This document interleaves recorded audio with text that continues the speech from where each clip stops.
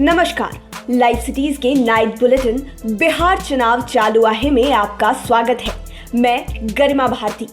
आज के इस बुलेटिन में बिहार चुनाव से जुड़ी कई खबरें हैं। बड़ी खबर सियासी गलियारे से सीट शेयरिंग को लेकर। शनिवार को महागठबंधन में सीटों का बंटवारा हो गया।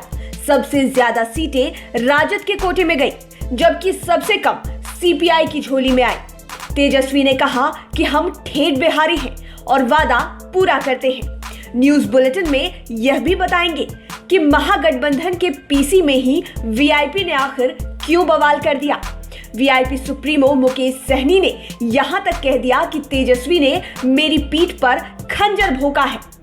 उधर चिराग ने भी जेडीयू से अपनी राहें अलग कर ली है। पीएम को इमोशनल लेटर भी लिखा है। जाते जाते यह भी बताएंगे कि पप्पू यादव ने अपने हाथों में बेड़ियां क्यों पहन ली। अब खबरें विस्तार से। महागठबंधन में सीट बंटवारे के घोषणा के दौरान ही बवाल मच गया। वीआईपी को गठबंधन में सीट नहीं मिलने से मुकेश सहनी गुस्से में आ गए और उनके समर्थकों ने बवाल कर दिया। मुकेश सहनी ने यहां तक कह दिया कि महागठबंधन का डीएनए ही खराब है। तेजस्वी यादव ने दलित के बेटे के पीठ पर खंजर भोंका है, दलितों के साथ विश्वासघात किया है। मुकेश सहनी ने यह भी कहा कि वीआईपी को 25 सीटें और डिप्टी सीएम का पद देने का वादा किया गया था, लेकिन ऐन वक्त पर वे मुकर गए।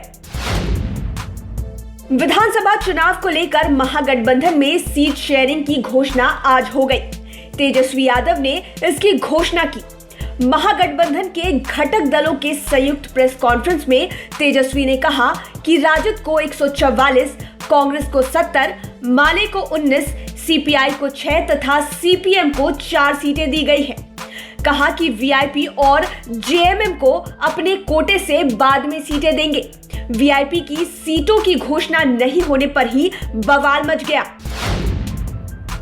तेजस्वी यादव ने पीसी में कहा कि बिहार की जनता बदहाल, परेशान, लाचार और बीमार है। डबल इंजन की सरकार आईसीयू में है।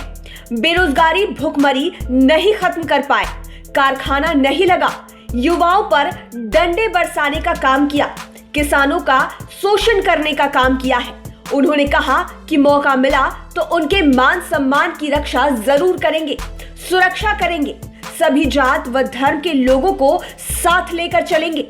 उन्होंने कहा कि हम ठेठ बिहारी हैं, जो वादा करेंगे उसे पूरा कर कर रहेंगे। मेरा डीएनए बहुत ही शुद्ध है। महागठबंधन के पीसी में कांग्रेस स्क्रीनिंग कमेटी के प्रदेश अध्यक्ष अविनाश पांडे ने कहा कि सभी घटक दलों ने बिहार में एक मजबूत गठबंधन के रूप में एक साथ आने का निर्णय लिया है। उन्होंने तेजस्वी की प्रशंसा करते हुए कहा कि 2015 में भी एनडीए के खिलाफ महागठबंधन बना था। पूरे प्रदेश की जनता ने मोदी के खिलाफ एक गठबंधन को भारी बहुमत दिया था। नीतीश कुमार ने जनमत का अपहरण कर लिया। बीजेपी के साथ हाथ मिलाकर जनता को धोखा देने का काम किया, लोकतंत्र का अपमान किया। इस बार बिहार की जनता उन्हें माफ नहीं करेगी। लोजपा के राष्ट्रीय अध्यक्ष चिराग पासवान ने प्रधानमंत्री नरेंद्र मोदी के साथ अपना एक फोटो ट्वीट कर सब कुछ क्लियर कर दिया। जेडीयू को लेकर अपने पुराने रिश्ते पर विराम लगा दिया है, लेकिन बीजेपी के रिश्ते को जिंदा रखने की अपनी ख्वाहिश को भी जाहिर किया है। हालांकि संसदीय दल की होने वाली बैठक अंतिम समय में रद्द कर दी गई। वे अपने पिता रामविलास पासवान को देखने अस्पताल चले गए। बताया जाता है कि इसी कारण आज की बैठक रद्द कर दी गई।